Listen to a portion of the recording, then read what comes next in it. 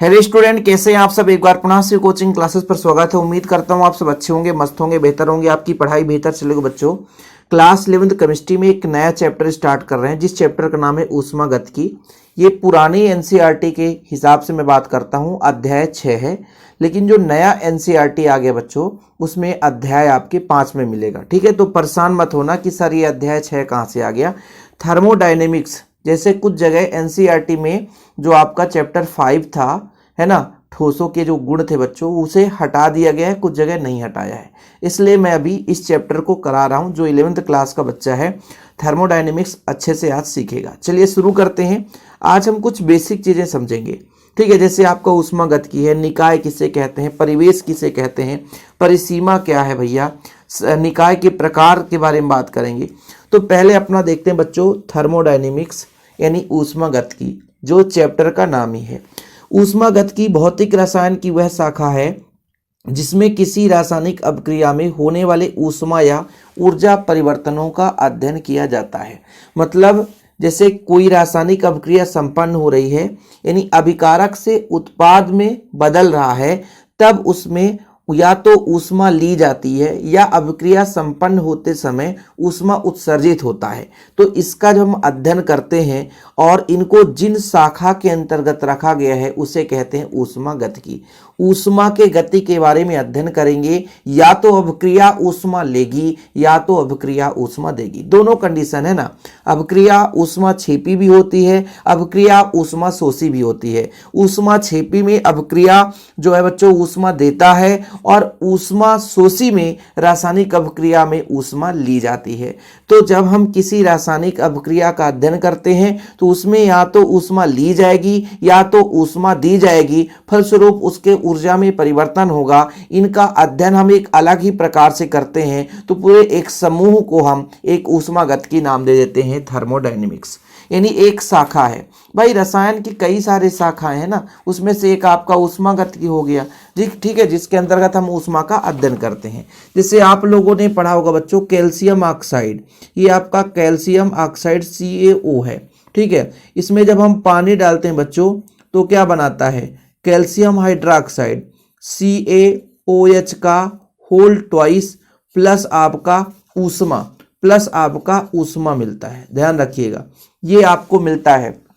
कली का चूना है, ठीक है, जिसे हम कैल्शियम ऑक्साइड के नाम से जानते हैं। जब इसमें पानी डाला जाता है तो कैल्शियम हाइड्रोक्साइड बनता है बच्चों, और ऊष्मा जो है अलग हो जाती है। ओके, चीजें क्लियर है। मतलब कैल्शियम ऑक्साइड में जब पानी डाला जाता है तो कैल्शियम हाइड्रोक्साइड और प्लस ऊष्मा। अब देखिए, इसका हम अध्ययन करेंगे तो इसे एक निश्चित शाखा में रख दिया गया, तो हम उसे ऊष्मागतिकी कहते हैं।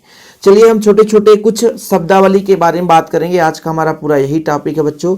निकाय क्या है, ब्रह्मांड का वह भाग जिसका अध्ययन ऊष्मागतिकी में किया जाता है तथा जिसकी सीमाएं निश्चित होती है, निकाय या तंत्र कहलाता है। कुल मिलाकर बच्चों, हम किसी भी वस्तु का, किसी भी पिंड का, किसी भी हम मतलब जो भी हमारे दृश्य में हो जिसका हम अध्ययन कर रहे हैं, है ना, चाहे वो लिक्विड हो, चाहे वो आपका सॉलिड हो, चाहे वो गैस हो, जिसका हम अध्ययन कर रहे हैं, कुल मिलाकर कि ब्रह्मांड में ऐसा कोई भी भाग ले लो जिसके बारे में हम अध्ययन करना चाहते हैं, जिसके बारे में हम जानना चाहते हैं, वो आपका निकाय कहला जाता है।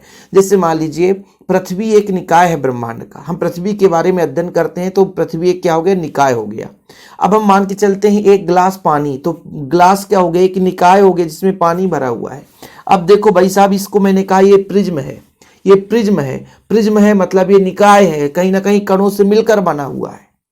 तो एक निकाय एक भाग है, ब्रह्मांड का एक भाग है, चाहे वो छोटा हो चाहे बड़ा हो। ठीक है, अब यहां पर ऊष्मागतिकी चैप्टर है तो ऊष्मागतिकी के अंतर्गत अध्ययन करेंगे। बाकी फिजिक्स में भी निकाय पढ़ाया जाता है। निकाय एक तंत्र है, निकाय एक वस्तु है जिसका हम अध्ययन करना चाहते हैं, वो अन्य के सापेक्ष निकाय कहलाता है। जैसे यहाँ पे आपको डायग्राम दिखेगा, ये एक आपका निकाय है। क्या है बच्चों, निकाय है।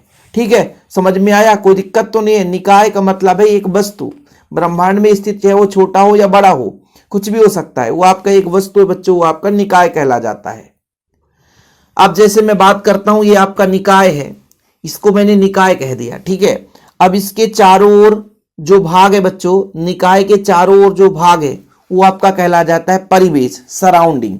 जैसे आप लोग पढ़ते होंगे कि भाई साहब, जैसे मान लीजिए आपका स्कूल है और आपके स्कूल में बहुत सारे बच्चे पढ़ने जाते हैं, ठीक है, और कोई बच्चा अच्छे से पढ़ रहा है, कोई बच्चा अच्छे से नहीं पढ़ रहा है, तो फिर घर के लोग क्या कहते हैं कि हमारे बच्चे का परिवेश बहुत अच्छा है, इसके अच्छे रिजल्ट आ रहे हैं। कुछ लोग क्या कहते हैं, हमारे बच्चे का परिवेश बहुत गंदा है, इसके जहां भी ये पढ़ने जाता है उसके चारों ओर का परिवेश सही नहीं है। लोग कहते हैं ना, गांव के अक्सर क्या कहते हैं, वो बच्चा बाहर रह गया बचपन से ही, उसका परिवेश अच्छा था, मतलब उसके चारों ओर की चीजें जो थी वो अच्छी थी, लोग अच्छे थे, बात करने वाले, शिक्षित परिवार था उनके चारों ओर, वो परिवेश मतलब जहां पे वो रह रहा है उसके चारों ओर का वातावरण परिवेश कहला जाता है। ओके, तो मतलब कोई भी हमारे पास वस्तु है उसके चारों ओर का जो भाग है वो आपका परिवेश कहलाता है, और उसकी एक परिसीमा भी होती है। परिसीमा मतलब पृथक करने वाला भाग, ठीक है। जैसे यहां पर आप देखिए डायग्राम बना है, तो ये जो अंदर वाला भाग है वो आपका निकाय कहलाया। इसमें एक लकीर खिंचा हुआ है जो कि अलग कर रहा है अंदर वाले भाग को और बाहर वाले भाग को।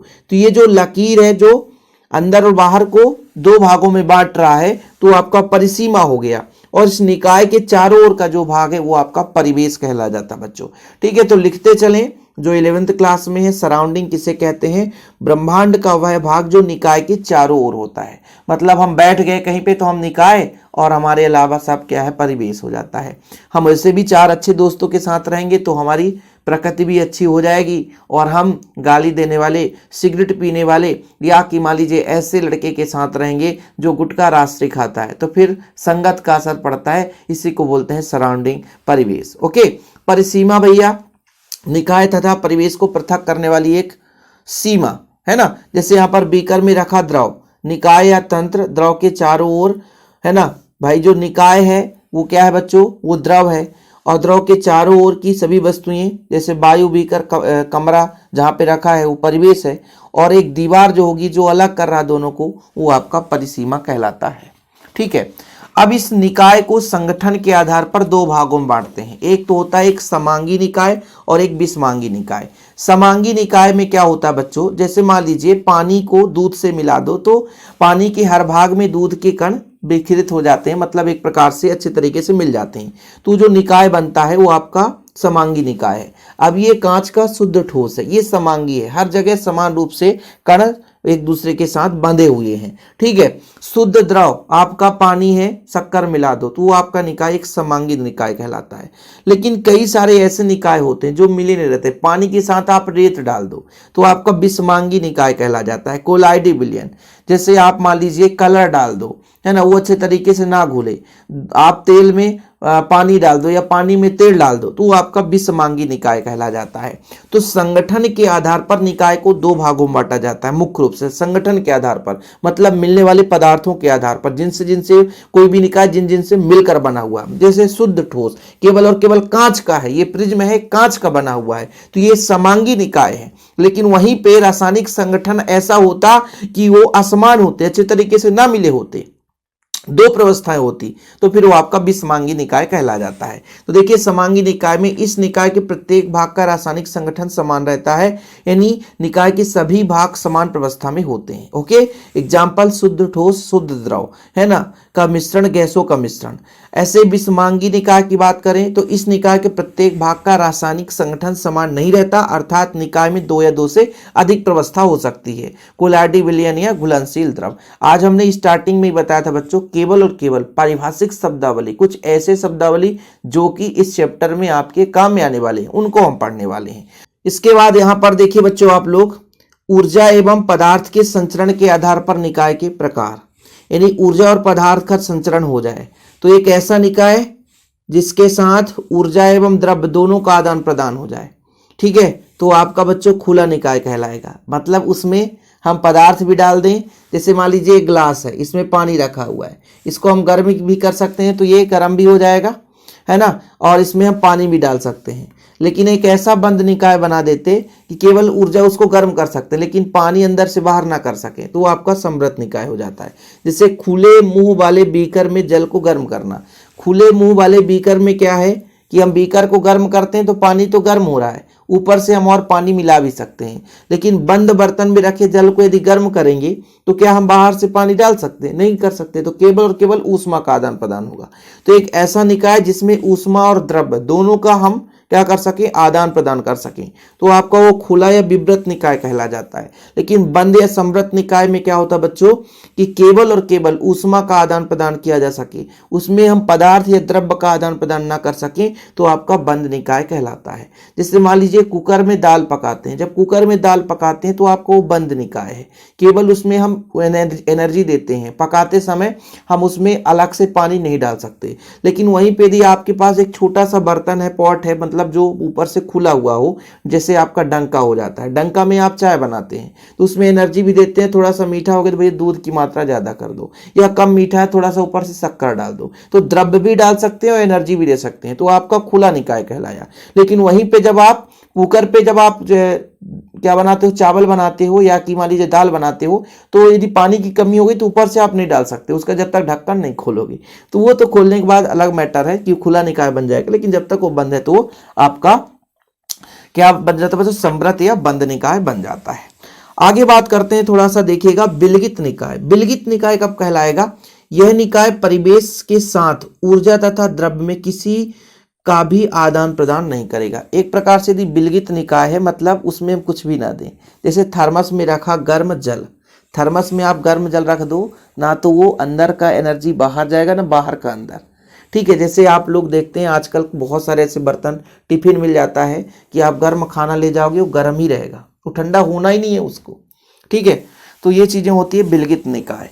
तो ये कुछ हो गया बच्चों जो कि निकाय के बारे में। निकाय के गुण भी होते हैं विशिष्ट या गहन गुण, पदार्थ की मात्रा पर निर्भर नहीं करती। विशिष्ट गुण जैसे विशिष्ट ऊष्मा है, श्यानता है ना, पृष्ठ तनाव है, घनत्व है, सांद्रता, दाब, क्वथनांक, हिमांक, ये विशिष्ट गुण होते हैं। विस्तीर्ण गुण होते हैं मोलों की संख्या, मुक्त ऊर्जा, एंथैल्पी, एंट्रापी, द्रव्यमान, आयनन, आंतरिक ऊर्जा। तो ये सब अलग अलग पॉइंट है, तो इसको फिर हम अलग अलग देखेंगे। तो आज के लिए बस इतना ही। आप लोगों को बस थोड़ा सा ही हेल्प करना है, वीडियो को लाइक करके शेयर करना है बच्चों। डिस्क्रिप्शन पे हमारे ऐप का लिंक मिल जाएगा, शिव कोचिंग क्लासेस का न्यू ऐप आ चुका है, डाउनलोड भी कर सकते हैं आप लोग। और यदि इसका हैंड रिटेन नोट्स लेना है तो ऐप से ले सकते हैं, या तो कॉन्टैक्ट नंबर लिख लीजिए 9685299149, 9685299149। इस नंबर पर आप कॉन्टैक्ट करके नोट्स ले सकते हैं, बाय कर सकते हैं। फिलहाल आज के लिए इतना ही। जय हिंद, वंदे मातरम।